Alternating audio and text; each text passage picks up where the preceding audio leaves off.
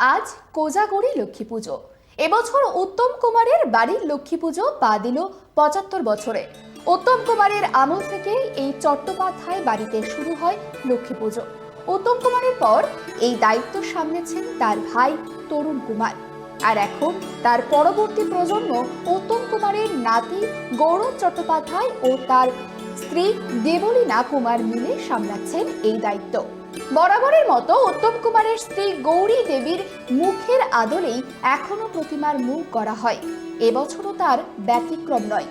এবছরও প্রতিবারের মতোই লক্ষ্মী পুজো উপলক্ষে এলাহি আয়োজন রয়েছে চট্টোপাধ্যায় বাড়িতে। আর এই পুজোর দিনেই মায়ের দর্শন করতে হাজির হয়েছিলেন আর এক অভিনেত্রী কোয়েল মল্লিকও।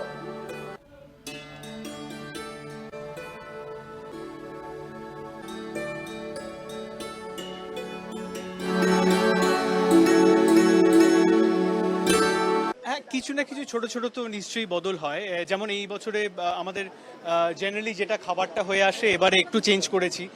মাঝে যেমন হয়েছিল বেশ কিছু বছর আমরা অনেকে বয়স্ক থাকেন যারা উপরে বসে খেতে পারেন না, তো প্যাকেটের একটা ব্যবস্থা ছিল। এবারে আবার আগের মতো করে আমরা চেষ্টা করেছি পুরোটাই বসে খাবার ব্যবস্থা করা।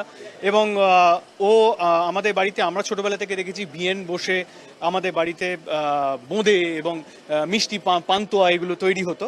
তো সেটাও বেশ কিছু বছর বন্ধ, কারণ অনেক জায়গায় সেটা করতে পারে না। তো এই বছর ও হুজুগ তুললো যে এবারে ভিয়েন বসিয়ে একেবারে মিষ্টি হবে। তো আবার সেটা এই বছর থেকে আবার এই বাড়িতে পুরনো জিনিস আবার শুরু হয়েছে। এটা 75th ইয়ার, তাই জন্য বাইরে একটা সুন্দর করে গেট করা হয়েছে। এবারে সুন্দর করে ঠাকুর ভাসানের একটা বাড়ি আমরা সবাই প্ল্যান করেছি। নিরঞ্জন পাল যখন করেছিলেন, উনি তো অবভিয়াসলি আর্টিস্ট, মানে শুধু তো ছাঁচ থাকলে হয় না, কিন্তু তাতেও বোধহয় কিছুটা হলেও চেঞ্জ হয়েছে, কারণ এটা তো ক্রিয়েটিভ কাজ। তো এবং তার বংশধরেরা যারা করছেন, কিন্তু খুবই সুন্দর এবং খুবই ভেরি ক্লোজ টু আগে যেটা হতো সেই ধরনের মুখ। আর এই বাড়িতে যে শাশুড়ি মারা আছেন, তাই ওনারাই অনেকটা করে করে রাখেন। বাট ওই গতকাল থেকে প্রস্তুতি শুরু হয়েছে, মানে আমাদের আর কি কি হলো। আমি ভোগে নেই, কারণ ভোগের জন্য এই বাড়িতে দীক্ষা নিতে হয়, তো ভোগ আমি এই বাড়িতে করি না। কিন্তু আমি ওই গঙ্গায় গেছি, জল এনেছি, যা করে থাকি তাই। পায়েসটা ওই বাড়িতে করেছি। মা সামলে নেন। আমি যেটা প্রত্যেকবার বিশ্বাস করি যে এটা যদি না সামলে নিতেন, বা কেউ যদি কোনো দিকে যদি কেউ একটুখানি আমার সঙ্গে কোঅপারেট না করতেন, তাহলেই এটা করা অসম্ভব মুশকিল হতো।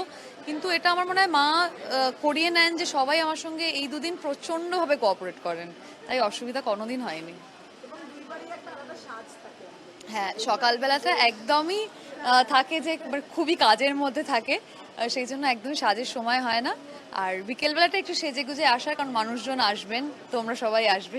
আমার এটা নিয়ে আমার মনে হয় তৃতীয়বার আমি এসেছি। একদম প্রথমবার সেটা 50 বছর, এবারে তো 75 ইয়ার্স হলো, তো 25 ইয়ার্স আগে, 25 বছর আগে, তখন আমি ইন্ডাস্ট্রিতে আসিনি। তার আগে যেহেতু আমাদের বাড়ি একদম সামনে, মল্লিক বাড়িটা উত্তম কুমারের বাড়ির একদম কাছে, তো ওখান থেকে আমরা চলে আসতাম, মানে এসেছিলাম 50 যখন 50th এখানে সেলিব্রেশনটা হয়েছিল, তখন আমার মনে আছে তরুণ কুমার বেঁচে ছিলেন। তো সবাই যাকে ভীষণ শ্রদ্ধা করেন এবং ভালোবাসেন, অসাধারণ একজন অভিনেতা বলাই বাহুল্য। তো উনি মনে আছে, উনি ছিলেন তখন।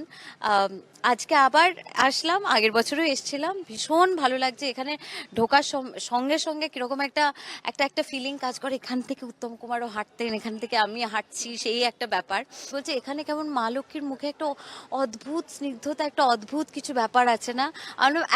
আমি এক্স্যাক্টলি সেম জিনিসটাই আমি তখন ভাবছিলাম। না, একদমই না। কিরকম, ঠিক যেভাবে আমি ছোট বয়স থেকে লক্ষ্মী পুজো আমাদের বাড়িতে হয়, সেই রকম ভাবে আমি যে অনুভূতিটা ডেফিনেটলি একটা অন্য জায়গায়, যেখানে আমার ছেলে এখন আছে, কিন্তু তখন ছেলে ছিল না, তো আমি আমার নিজের মতো করে আনন্দ করতাম। এখন পুজো করছি আর ছেলের হাতে মিষ্টিগুলো গুনছি, যে কতগুলো মিষ্টি খাচ্ছে ও পরপর করে, দুমদুম করে মিষ্টি শুধু খেয়ে যাচ্ছে।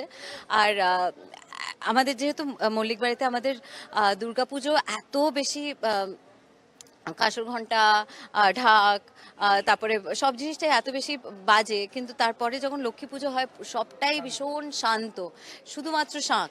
তো তো তাই জন্য আমি আগে থেকে কবিরকে বলছিলাম, একটুও যদি আওয়াজ করো প্রচন্ড বকুনিটা খাবে, ঠিক যেভাবে আমরা ছোট বয়সে বকুনিটা খেতাম। কারণ অত পাঠ, অত পুজো আচ্ছা দিয়ে আমরা বুঝতে পারতাম না, শুধু আমরা বসে বসে আড্ডা মারতাম, আর একটু জোরে জোরে ভয়েসটা এগিয়ে যেত, আর তখন কোনো জেঠিমা কাকিমার কাছ থেকে ভয়ঙ্কর বকুনি খেতাম।